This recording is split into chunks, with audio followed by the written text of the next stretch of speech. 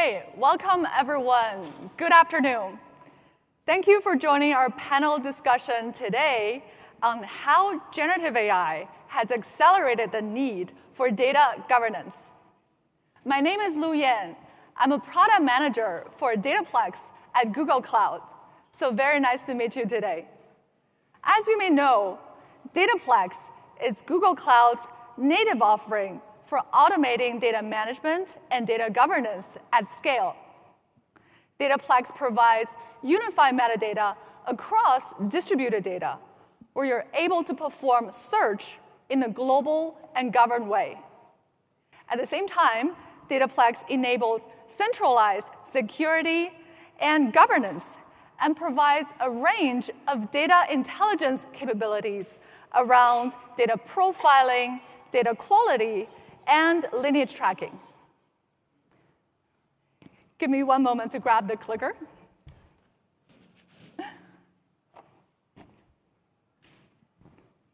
All right. And as we all know, generative AI is really transforming the entire enterprise technology landscape. On the one hand, it creates this huge demand for data that is very well governed, because data is really the foundation for AI. On the other hand, it also provides leapfrog opportunities for all of us to build more intelligent data governance capabilities. And that is exactly what's happening at Dataplex as well, where we see stronger and stronger demand for data governance. And at the same time, we're working on Gen AI features such as semantic search for natural language interaction and data insights for recommending SQL queries. So super exciting space and time to be in. For our discussion today, I am very honored to have with me 4 great guest speakers here on stage. They're coming from different industries and different geographies. And they're here to share with you their perspective and experiences on data governance in this age of AI. So in alphabetical order seated here, we have, first of all, Alex, who is an AI lead at Collibra, and he's joining us across the world from Belgium. As you know, Collibra is a key GCP partner, and in fact, we're very excited to have announced several key Collibra and Dataplex integrations at this conference.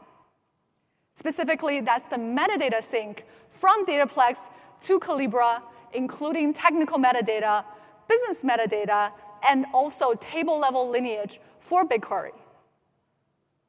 And this is only the beginning. We're working on deeper integrations to really offer this flexibility of options to our joint customers. So very excited to have you here, Alex. Thank you, Lou. And then we have 3 guest customers.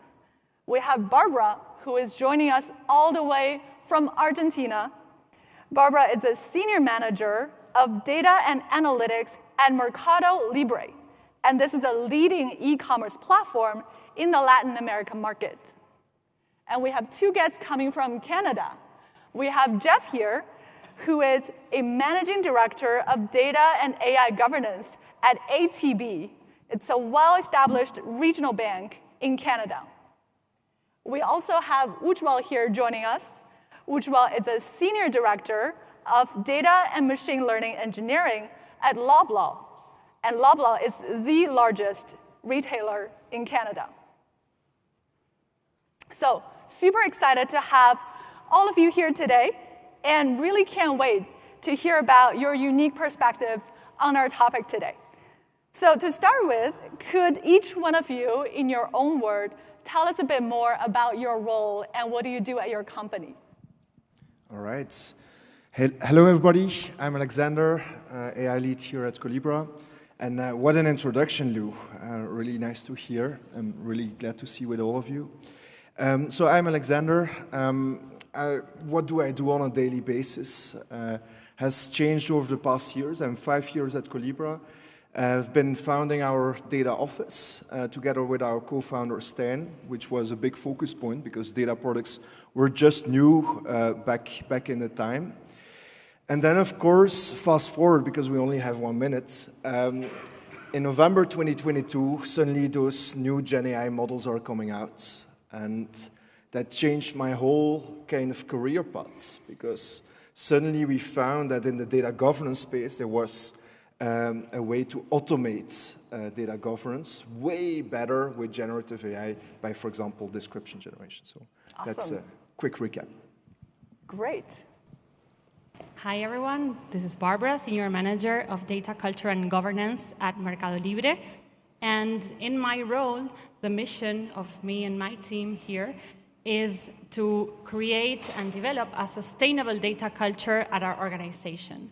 Meaning, we have users enabled so that they can find, use, and trust data to make daily decisions and, of course, leverage their business. So that's mainly what we do. And we achieve this by creating, development, and deploying learning programs, creating expert communities that share practices, and of course, bringing all of the governance rules within technology so that our data platform has all of these best practices embedded within the data development pipeline. Awesome. I'm Jeff Riddell, Managing Director of Data and AI Governance for ATB.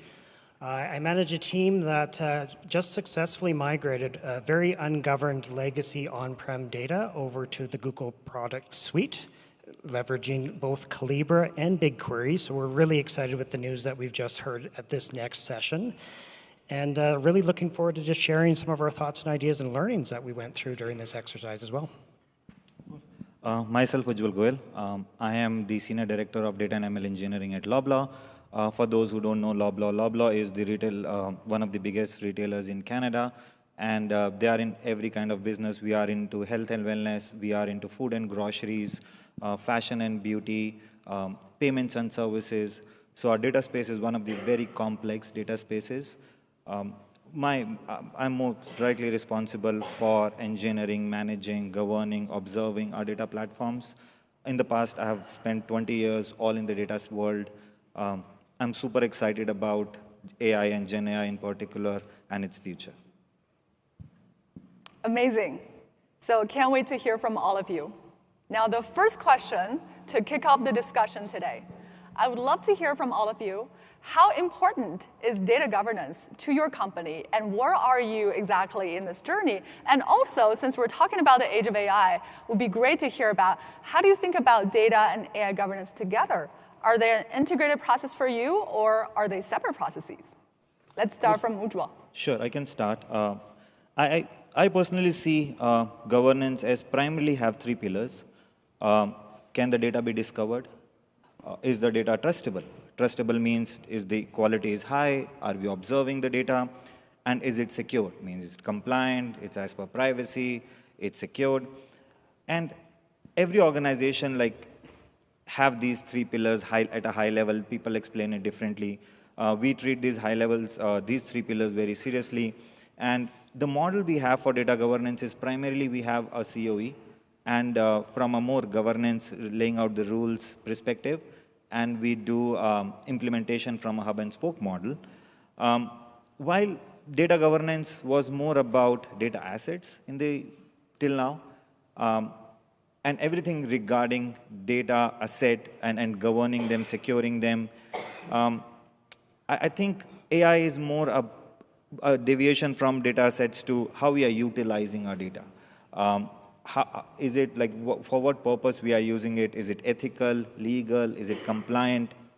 And every organization goes through the DG and AI journey.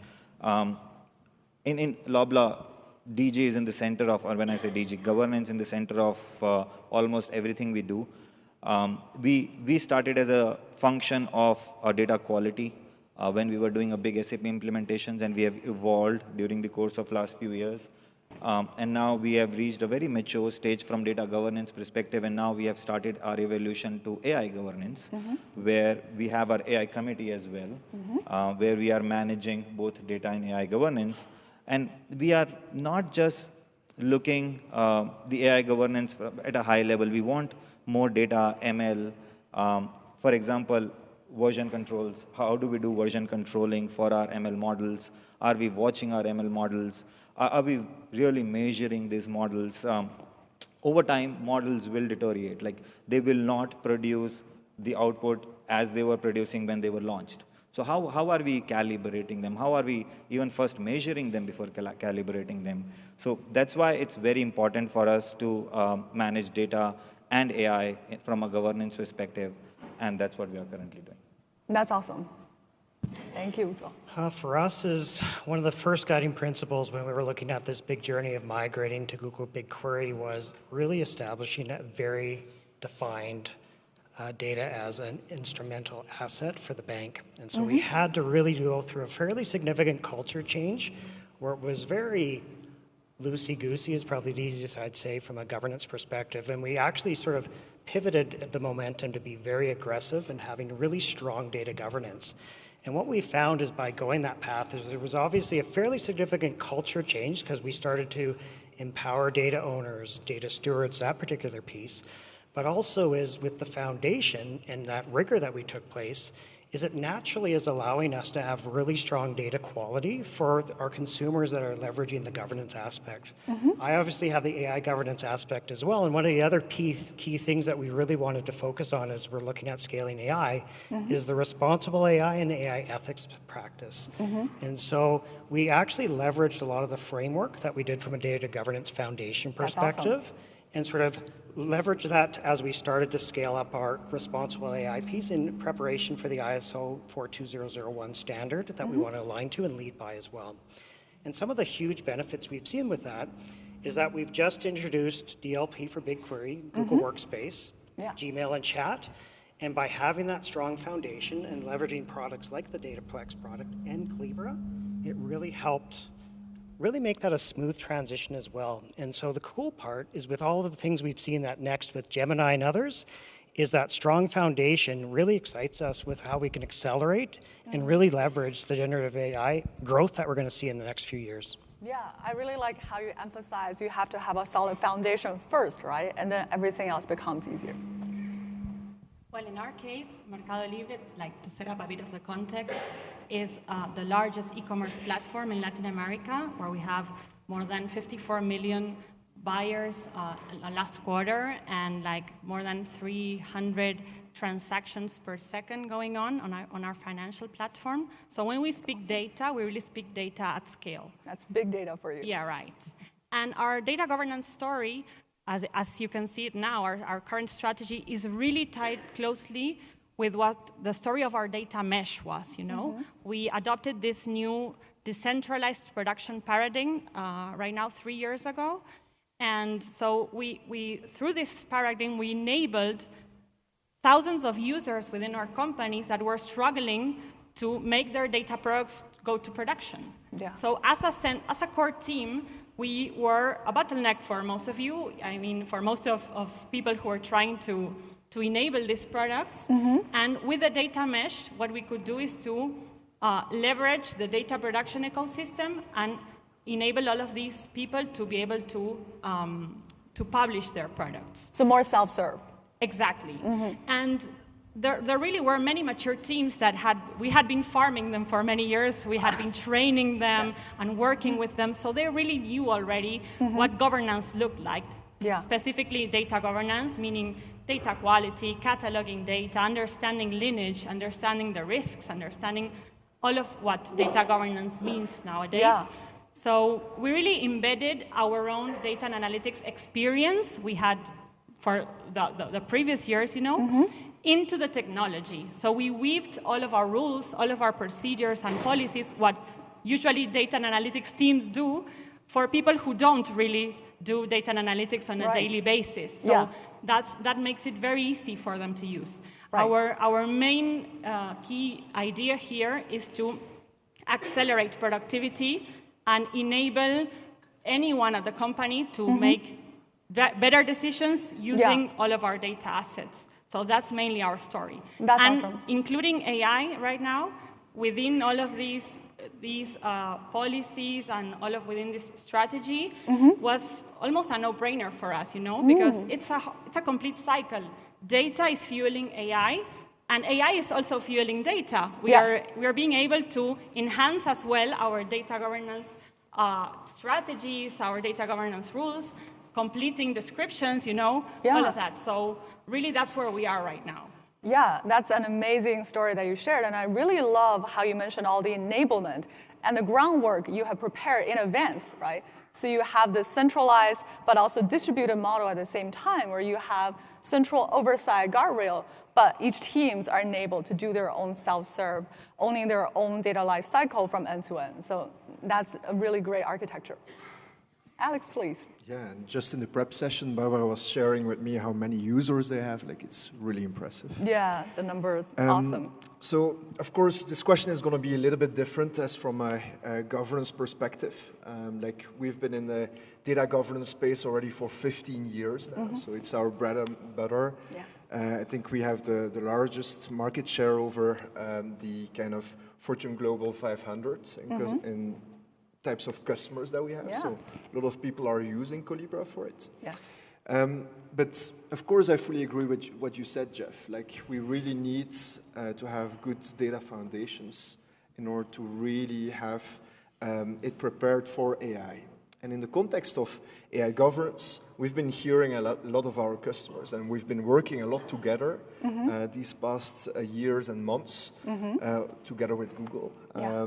So we've heard that there was a big need, and okay, there is a lot of AI happening now in organizations, but we have to understand what data is getting in there in those models, because a lot of those AI problems that we see today is going to be translated into a data problem.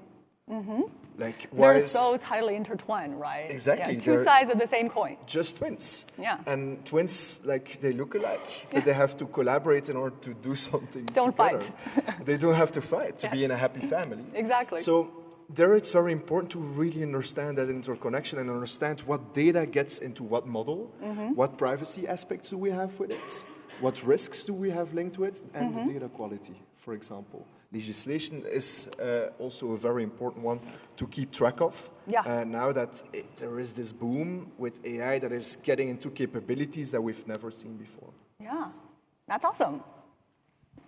Very different perspective, but also super valuable, from a customer perspective and partnership perspective. So, really enjoy it. Yeah. So we're talking about this is the age of Gen AI, right? And then Gen AI is really power boosting all the different things we do across enterprises, including data and AI governance itself. So the next question is, what are some of the interesting Gen AI initiatives in your organization or you have seen from your customers? And how have they changed the way that you think about data governance yourself? Yeah, that's a really interesting question, because we can go really complex really quickly, and I know we always have to look at time, Lou. So you feel free to stay and ask questions afterwards as well. After drinks. So what is important is to think about we can automate more data. So we've always heard in the data governance space that it's a very manual process, especially in the past. Hey, I have to write my own descriptions, I have to link business and logical layers together. I think everybody's going to agree with me that this is a manual task that we have. And with this new Gen AI technology that is out there, and I really love the Gemini model, I really love it. We use it at Colibra, also for our customers. And we've seen that on that first aspect, we really can automate what couldn't be automated before with Gen AI. So this is the first aspect where generative AI is getting into the AI in the governance space. The other very important pillar is making sure you have AI-ready data for your AI. We all hear about those maturity levels, right? Where we have prompt engineering as a simple one first. I look at my colleagues, like some people I work with in Belgium, they're going to say, yeah, indeed, it's going to be simple. But it's very simple. Prompt engineering is very simple, but the second maturity step is RAG. Adding data on top of the model. Yeah. And whenever you add data on top of the model, you want to make sure you add proper data quality on top of it. You understand what data is getting in it. And also on unstructured data, there are not that many unstructured data tools out there, or unstructured data quality tools, actually. It's even more fancy now. But we really have to check on that data. And it's really more important than ever before, because whatever small amount of bad data that is going to get in the model, it will have repercussions to customers, or customers that are using your chatbots, where, for example, we have the Chevrolet example, where the chatbot is just saying, hey, don't buy a Chevrolet, but buy a Tesla. So that's what we don't grounding want. that model, right? Exactly. You really need it, exactly. And that's where data shines as well. 100%. Awesome. Well, in Mercado Libre, we have several Gen AI use cases being developed on the e-commerce side, maybe search, summarizing user reviews, on customer services. So there are, on the fintech side as well, we'll have several cases too. But today we are here representing like all of the governance leaders and executives. So I wanted to share mostly what we are leveraging with Gen AI within governance as well, because we are also users of this technology. And well, we've been, for many years cataloging our data, having stewards have this busy and not always rewarding task of having to document their assets. Yeah, so manual, right? Yeah, and the good thing is that today is when you can start repaying all of that investment you've done. Because with Gen AI, you can start bringing all of that data, whatever the structure or the non-structure it brings, and add them and train and ground these LLMs so that your own business knowledge can start to be exploited, and your users are closest to all of those documents or sites and other knowledge bases you have within your company. So that's where we are right now. We're creating an agent to help users with usual questions they bring us as a data and analytics team, sort of like, how do I request for a license for this product? What does this metric mean? Where can I find a dashboard with this metric or whatsoever, So all of that knowledge was there somewhere. It wasn't that easy to find it. Yes. And of course, complementing all of that with information from our own databases, where we have most of it in BigQuery. So right now, very excited with the announcements this week of all of the other things we're going to be able to achieve with all of these capabilities. Yeah. Yeah, I think you touched on a really important point, which is you have all of those knowledge locked up in those silos, right? And then Gen AI is really unlocking them and then democratizing, minimizing the barrier to access those knowledge. Jeff, please. Well, we're a little bit slower than Alex and Barbara because we're a financial institution, of course, and we're a little bit risk adverse. That's why we have different industries here, right? All have different characteristics, and there's a reason for that. Yeah, exactly. And so the approach we're taking is slow is smooth, smooth is fast. And so what we've stood up is, we've stood up a generative AI steerco that's cross-functional. So we're including key areas like our HR department, our business units, and a variety of partners, because one of the key things that we're wanting to make sure is with the volume of use cases that we have in our inventory is, how does that impact the workforce of the future? Because there is so much excitement and so many tools that are throwing out generative AI as well, is we want to tactically look at what could those goalposts be for the different types of use cases, because as I've learned this week at Next is that there's various tiering that we have to think of for generative AI. There's the simple ones that we can use Workspace for. There's generally leveraging some of the other products such as Vertex. And so that's where we're having to really understand and really work closely with our Google partners with those use cases and sort of align our product roadmap and our implementation roadmap to where each of those products are going as well. And we all tie it back to that workforce of the future as well, because there is a lot of change management that we want to be aware of and help prepare our leaders as well as our teams what that change is going to look like, because we're focusing on internal productivity to start, and that's going to show the powerfulness. And there is always angst with something like generative AI, with a lot of leaders that might not be aware of what it actually is. So it's really showcasing the art of the possible with it as well. Yeah, I really like how you touched on, it's not just a data problem or a technology problem, it's a people problem as well. There are many people who are impacted by this technology, so it's really important to have that holistic consideration. Ujjwal. We are all, like every industry, we are also getting our hands dirty with Gen AI, learning Gen AI. We already have our own internal product called Garfield, which is primarily we have few models hosted are in our own environment, and we are running a front end on top of it. We are also actually exploring Vertex AI search capability. Like Barbara is saying, we have all these documents. How can the team members, colleagues can use these documents and answer, and they don't have to reach a person. We are exploring Vertex AI actually to do that. We are also looking at, from a more governance perspective, how for example, everybody end up using RAGs in future, how to govern it. For example, if a store should not see other store sales number, how do we make that possible? Is it just as simple as through Active Directory, or we have to go deep in who can access what restriction should be there?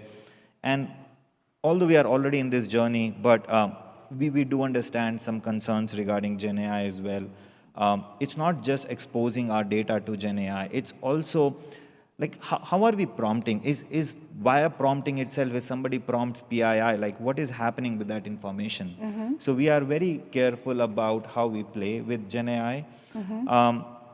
And also, like Gen AI, although AI have been there and we are the users of AI and a lot of data models since a while, but Gen AI brought that needed attention to the underlying data. Like Alex is also mentioning, algorithms are more like extension of mathematics. If they work, they work. The problem is the data.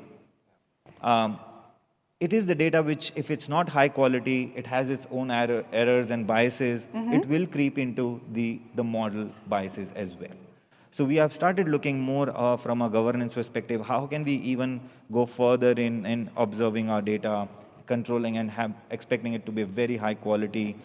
And also, we are also thinking of like Jeff is saying, regulatory industry, right? If you are from a regulatory industry, in future, these models will be used for things like who can be approved for a loan. And you need to be aware of if a person A got approved for a loan, person B didn't get approved for a loan, you need to know why. So you need to get into these things to understand how you are defining your own data governance for supporting Gen AI. Yeah. Awesome, yeah. I think those are super valid considerations. You have to really govern the data, govern the model, and then govern this full end-to-end life cycle of data to AI.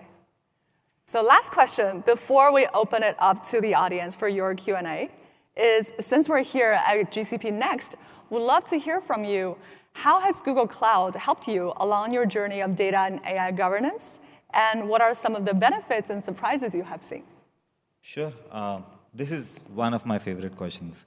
So we are like a very big, and one of the biggest, I think, Google customers in Canada. And like every organization, we have lots of GCP projects across the board. Every team have their own GCP projects. Somebody is creating their own data products. Somebody wants to play around with things. So a lot of separate GCP projects, a lot of data presence in all these GCP projects. And so we wanted a tool which can actually give us more of a 360 coverage of all GCP across our landscape. And we wanted it to be simpler. And that's where we were continuously working with Dataplex team and Lou since last couple of years, or more than 2-3 years. One of our earliest development partners, even before Dataplex went GA. Yes. And that's the beauty of the relationship we have with Google, where if a vendor is engaged and listening, you can get actually a very good product out of it. And that's where we can see now Dataplex is, earlier I guess it was a bit slow. Now you are doing things very fast, which is good. And there is a lot of feedback. And what we are seeing right now is a lot of innovation from Dataplex. Just to mention a few of them. For example, for us, Dataplex actually checks a lot of boxes. And there is a big call out, like the visibility it provides us to our own platform, it's very high. And like we have multiple projects, as I mentioned before, and we do use multiple tools. For example, GCS buckets, BigQuery, Composer, Dataproc, Vertex. And if you see most of the tools, it's not that Dataplex is the only tool. There are other tools supports as well. Nobody supports the end-to-end tools of Google Cloud. Nobody supports GCS. Right? So that's a bigger pain point for us. If a pipeline is moving data from point A to point B, nobody supports that movement through Composer. That's where actually Dataplex shines. where it actually show you the lineage of all your data movement across all the projects. And the best thing is, just announced, now we have column level lineage as well. So which was again, as I said, Google is listening to the feedback. Column level lineage is a big expectation from all organizations right nowadays. And I think it's not just lineage, there is a very good discovery of the data as well now. So I'm very big on the discovery of data because I think the cataloging can provide, it's on for Vertex as well now, but the lineage probably will be, it's in preview and coming shortly. And I was listening to Lou's session yesterday, and I think one thing you mentioned was we are democratizing the search itself. That means currently, for example, if you want to search a customer table, you go into catalog, search for it, probably you get 20 tables, and you have to go and find the context of each table. But going forward, if you provide the semantics like, I want this kind of customer table who can do this, this, this, it only gives you 1 or 2 outputs. So natural language interactions, right? Yes. So you don't have to learn the search syntax necessarily, but just ask natural language questions. Again, going back to what can Gen AI do for us in terms of data governance, management, and discovery. And according to me, that's a very big win because in every organization, if their products get too mature, they get too much presence of data across the board, right? And that's where I think Gen AI Dataplex really helps. There are a lot of features we are very excited about Dataplex from tooling perspective, the coverage area perspective, and it's as easy as earlier, I think a few months back, it was just you switch it on, enable it, and I think now it's auto-enabled as well. So the moment you have a GCP project, it's auto-enabled, you can actually see where your data assets are. Yeah, so there's no longer API enablement needed. It is auto-enabled, so reducing one more barrier. Again, thank you so much, Ujjwal, for your support, for your input, the feedback. We'd love to get feedback from all of you, and that's how we improve, that's how we develop the next milestones in our products. Jeff, please. I'd say one of the biggest things is that historically data governance is a roadblock. And now with the movement we've done to Google and leveraging the Google tools in partnership with Calibra, as actually data governance is an enabler for the next generation of technology. And some of the key things I'd probably say is Sean, Tom, Jason, who are those guys? That's our Google account team. And they've been along with us in this journey. So where we've had pain points, they've brought in experts to help us with those pain points. Where we've identified gaps, they've addressed those gaps with product improvements, right? And when we didn't know who to call, they would find those partners that would help us in those situations. And historically, as often it was like the Jeff or the John, who was the one guy in the team that knew the answers. There's this broad 365, 24/7 support that we now have. And the nice thing too is they're helping us with our capability roadmaps and aligning our roadmaps for our use cases to where we need to go and grow. And the security first mindset is one of those things that keeps you up at night without having that. And that's something that we're really excited by leveraging the Google security throughout the end-to-end process. Really helps reduce the risk and really keeps our data safe, secure, and reliable as well. Yeah, big call out to our account team for enabling the customer and then also facilitating this bi-directional communication. Well, Mercado Libre is a company that's permanently moving and reshaping, adapting to all of our markets and creating new products all the time. So flexibility and agility for us is core. And of course, for the business side, but also in data and IT, we need to mirror all of these shifts and changes that business models are permanently requiring for us. Yeah. So being on top of BigQuery, having BigQuery as our analytics foundation platform has been really, really rewarding for us because we can really build capabilities on top of BigQuery. And whenever we need something that the GCP team hasn't really built yet, we start building it ourselves. And whenever the product is ready, we can just like unplug and replug into a new capability if it's worth it. So it's really a practice that we've been doing for many years, and we're really comfortable working on that way.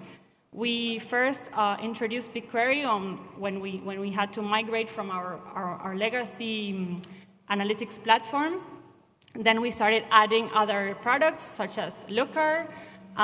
Then we started playing also with Vertex, and now moving on to Gemini. So we've gone through many of the Google products. And in all of that journey, we partnered, of course, with the learning team as well, which was really very satisfying as well because, we have 1,300 BigQuery projects. As I mentioned, we are on a data mesh paradigm, and only 300 of those projects are really from our core team. Yeah. The other 1,000, it's already people around the company creating and publishing data products. So having this knowledge transfer to those teams was key to the success of this strategy. And with the Google Learning team, we were able to train all these people, create and nurture data champions all across our company who are now like the key users and where people go and ask questions and find somebody who can help whenever we are really far away, with 60,000 employees, it's really challenging. Yeah. So having all those people know and apply our best practices as well is really something soothing. We know they're there. Yeah. So that's our journey as well. Right. It's great to hear that you're utilizing all those different aspects from Google, and then our goal is to tie them all together into a unified offering platform so that really helps you manage holistically. Awesome. Alex, please. Yeah, so from our perspective, I'm going to think about customer first in answering this question. And Jeff is just the example. He already mentioned a couple of times that our partnership that we have together between Google and Colibra is really key in really getting that next step in the multi-cloud kind of approach. Yeah. I think our great partnership makes sure that whatever new move there is to be made in the market, that we're doing it together. Yes. An example is AI governance. We've launched our product just a month ago now, and our first integration was with Vertex AI, meaning that all our customers now are going to have all the Vertex AI assets automatically flowing to Colibra and back. We have our metadata connections with Dataplex. Which are there. Customers are very happy with it, are excited to see those technical layers, technical information really flowing back to the business user and back. So that is something which I'm really excited for as well. And what is even more important is like there's next things now. There is Gen AI. Gemini is there. Yeah. It's here to stay. Yeah. It's a really good quality model. And there as well, we'll have to kind of find the next steps that we have to take. And one of the examples there is that our new Gen AI features in our platform, so the data for the data governance space, for example, description generation that was already mentioned here, is based on Gemini.